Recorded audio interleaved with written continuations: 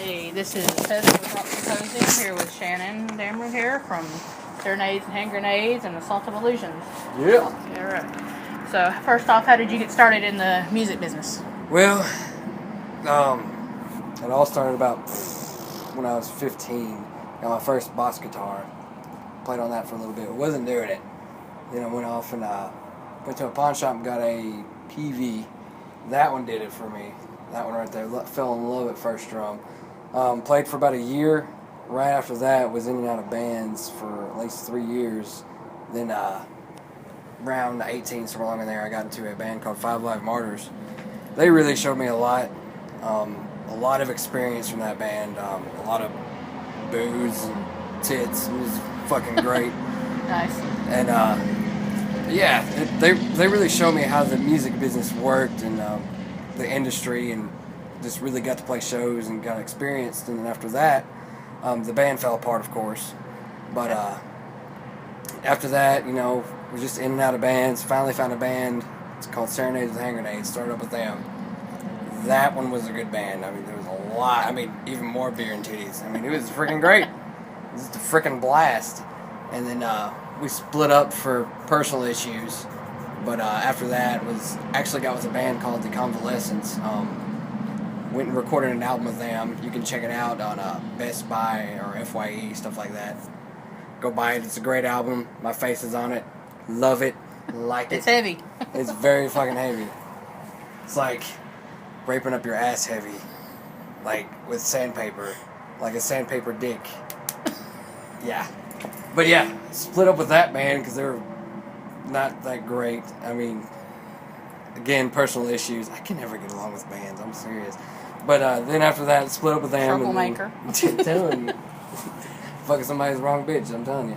But yeah, after that, started up a band called Assault of Illusions. Got a drummer. His name was Greg Fry. Got up with him. First rehearsal went great.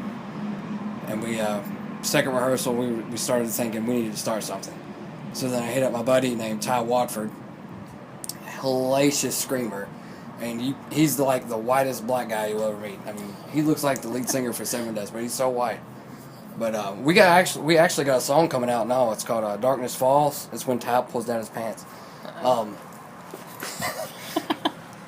Then Should be interesting. Yeah. We met up with a bassist named Cody Summer. He was that last member we needed to put a really thick bottom in on everything and just really get it laying down, really good and heavy, sick and nasty, fucking great. And then landed our first show at the New Daisy, and then the rest was history pretty much. Got a music video out coming up soon. It's actually viral right now. Go ahead and check it out. YouTube. This Pain Tears Flesh, Assault of Illusions. We also got the EP out. We've got a 3-song EP that features our songs Changes, This Pain Tears Flesh, and Diseased. Check it out. Awesome. Well, you kind of covered like 3 questions in one there. Nice. See, I was already ahead. All right. Well, what about the name, this Assault of Illusions? How did you come with it? What does it mean? That sort of thing. Well, what does Metallica mean? Nobody fucking knows. It's just one of them things. We thought the symbol was cool. We thought of the symbolism and the marketing behind the name before we actually thought of the name. If that makes sense. It really doesn't. But, yeah, we thought of the A, and then the OV, and then the I behind the A. Yeah, it does look cool. And we just went for that. Assault of Illusions, basically, in a nutshell, it's assault of things that just don't make no sense. That seems to make sense, but it really doesn't, because it's an illusion. I totally just went cross-eyed saying that. Interesting explanation, though. So. Yeah. Yeah, it throws me off because it's got that assault of however you want to say it, OV. Yeah, OV. It's actually Greek for of, I'm thinking. That's what my drummer told me. He may be lying. I don't know. Just make up some stuff. It works. Then nobody else has the same name, though. There you go. Yep. Okay. Well, what all goes together? What all goes into putting the band together and getting your name out there and stuff? Oh boy, a lot of hard work, a lot of sacrifice, and a lot of time. I mean, 24/7, just working it, just working everything, working every aspect, talking to the right people, being a people person. I mean, sucking some dick every now and then, taking it in the ass. Huh? That's one way to do it. I took one for the team. Don't want to talk about it. It'll be okay. We'll get you some counseling. Okay. Let's see. Well, of course, as you know, I was a big fan of your old band, Serenades and Hand Grenades. It's actually how I met you. Yep. Tell me about. Are there any chances of you guys doing a reunion? Possibly. As a matter of fact, I just got a message today from the old guitar player saying that everybody was down to do a reunion, and I didn't even fucking know about it. And there might be. We might play a show probably sometime in the summer. It'll probably at the New Daisy with the band called Avenging Angels. They'll probably be throwing the show together. But yeah, we'll do one last gig and then call it quits. End it right is what we say. That sounds good. It did kind of end very abruptly. Yeah. It was like, Crash and burn. Crash and burn. Like you came too quick. Does that happen to you? It does. It bad. All right. Well, tell me a little about your radio show with Rock Rage Radio. Rock Rage Radio. That is freaking awesome. I love that show. I actually got offered that maybe about 2 months ago.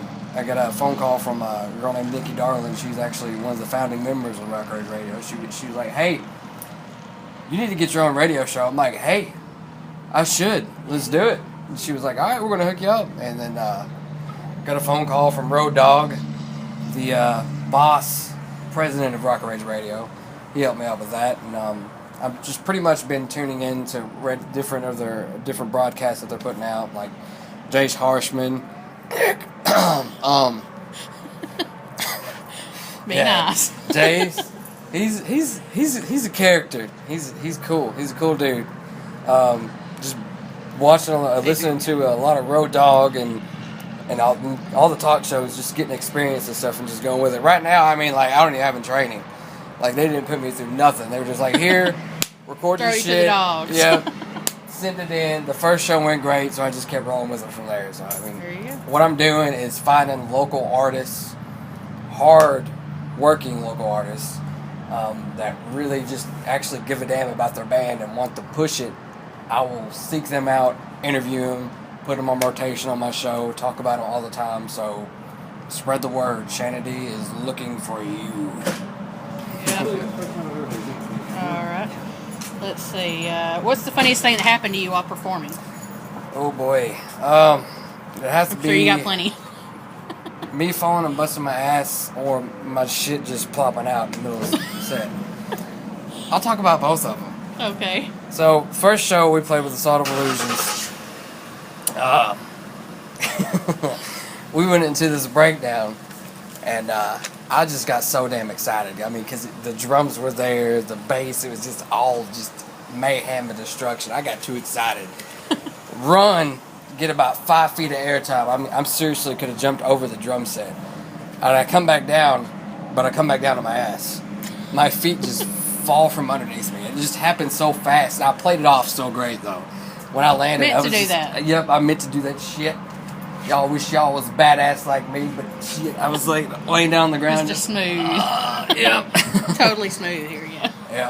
Hell, I had the drummer was laughing, bassist was laughing. Ty didn't see it, and he was just doing his thing, but everybody else was fucking busting that. And I missed it. I couldn't go to that show, and I missed the fun. Oh, yeah, you missed it, because I had a bruise on my ass. My left ass cheek about that big.